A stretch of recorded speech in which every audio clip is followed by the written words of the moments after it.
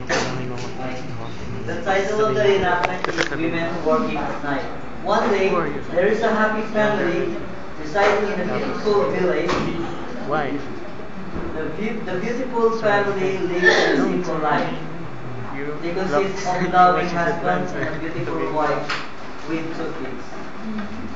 What is an adopted child? What is an adopted child? His mommy.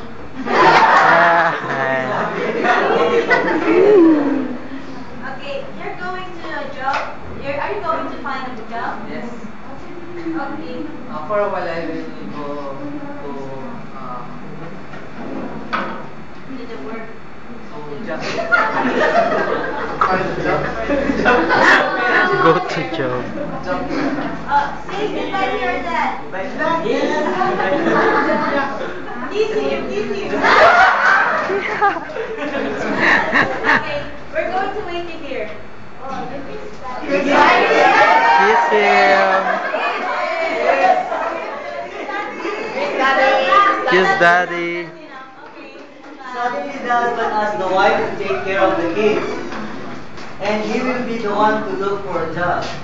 So, the father got a job as a bus driver. I have good news. I have a job. I hired as a bus driver.